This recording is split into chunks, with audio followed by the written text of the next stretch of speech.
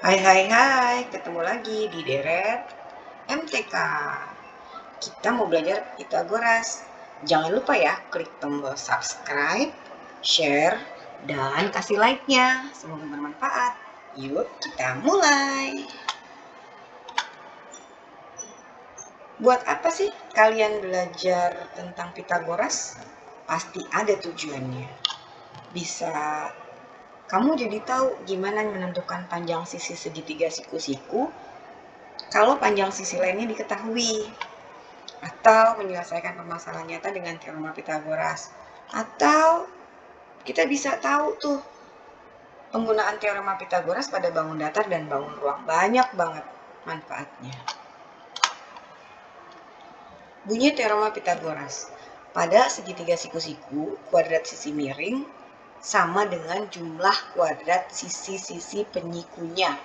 Ingat ya, kuadrat sisi miring sama dengan jumlah kuadrat sisi siku-sikunya. Pertama, sebelum kamu masuk ke teori Pitagoras, harus tahu dulu gimana caranya menentukan penamaan sisi pada segitiga. Check it out. Saya punya sebuah segitiga siku-siku, ada simbol siku-siku ya di pojok. Saya punya sudut A, B, dan C. Kan kita harus tahu tuh gimana caranya menentukan sisi pada segitiga. Lihat ya. Pada sudut A, di depan sudut A ada sebuah sisi yang belum dikasih nama. Nah, ini akan dikasih nama dengan A kecil, sesuai dengan nama sudutnya. Tapi hurufnya beda, huruf kapital dengan huruf kecil. Di depan sebuah B, ada juga sebuah sisi yang belum dikasih nama. Ini dikasih nama sesuai dengan sudutnya, yaitu B kecil. Dan terakhir, ada sudut C di sini. Maka akan diberi nama juga sisi di depannya dengan nama C kecil. Jadi, untuk memberikan nama sudut pada bangun, harus menggunakan huruf kapital. Sudutnya harus dengan huruf kapital. Yang kedua, pemberian nama sisi pada segitiga di atas atau berikut itu harus sesuai dengan sudut di hadapannya. Di depan sudut A, sisi di hadapannya dikasih A kecil. Sudut B, di sisi di hadapannya dikasih nama B kecil. Sudut C, di hadapannya ada sisi juga dikasih C kecil.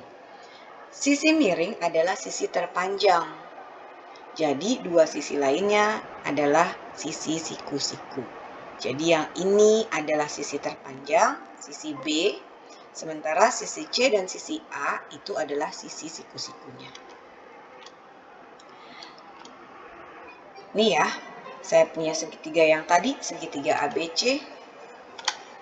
Ada sisi A tepat di depan sudut A, ada sisi B tepat di depan sudut B, dan sisi C tepat di depan sudut C.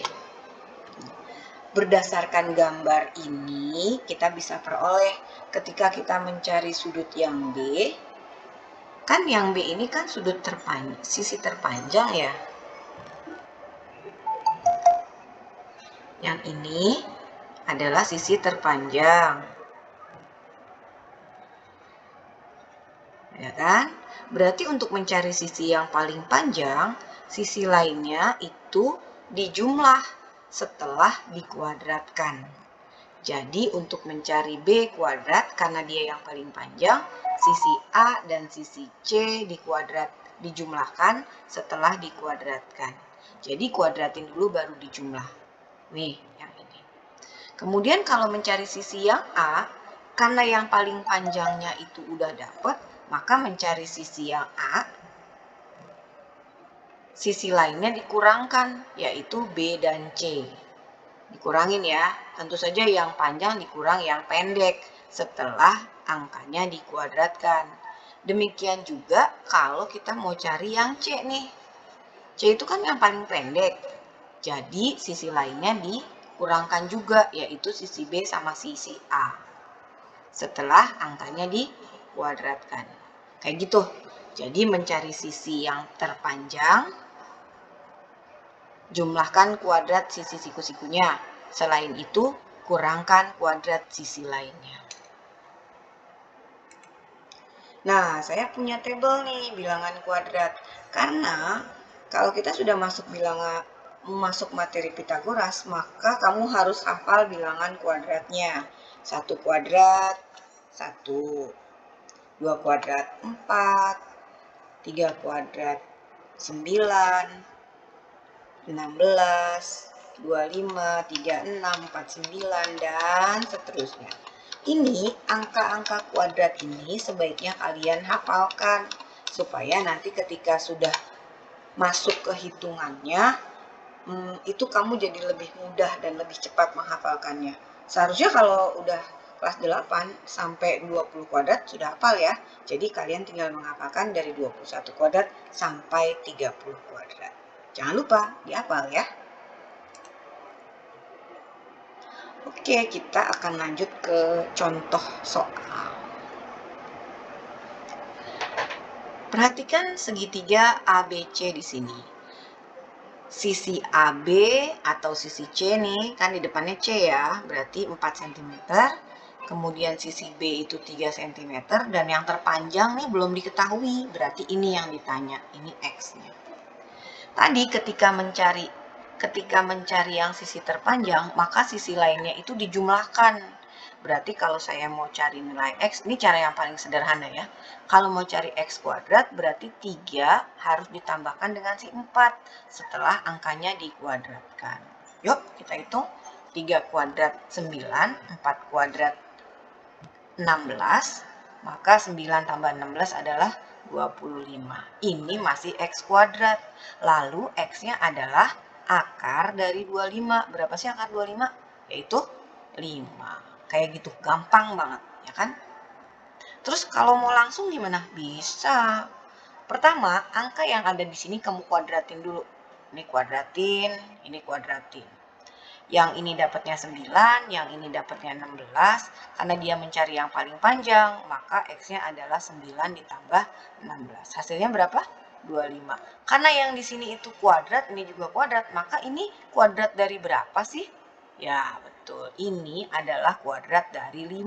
Maka jawabannya adalah 5. Tuh, sama kan? Sesimpel itu dan semudah itu. Oke, kita lanjut ke contoh kedua. Saya punya sebuah segitiga PQR dengan sisi terpanjangnya 15 dan sisi lainnya 12. Udah otomatis dong ya, yang ditanya yang ini. Berapa sih? Kita mau pakai cara langsung digambar. Oke, kita kuadratin dulu angkanya. 15-nya kuadratin, 12-nya kuadratin. Ini dapatnya 225. Yang 12 kuadrat dapatnya 144. Maka mencari X-nya adalah, karena yang 15 ini kan yang paling panjang ya. Jadinya kalau untuk mencari X-nya dikurangin tuh. Si 225 dikurangin 144. Berapa sih 225 dikurang 144? Iya, 81. Nah, kalau di sini hasil ini adalah angka-angka kuadrat, maka ini pun juga harus kuadrat. Nah, 81 ini kuadrat dari berapa? Iya, dia adalah kuadrat dari 9. Jadi, X-nya adalah 9. Kalau mau pakai cara ini bisa? Bisa, sama. Lihat ya.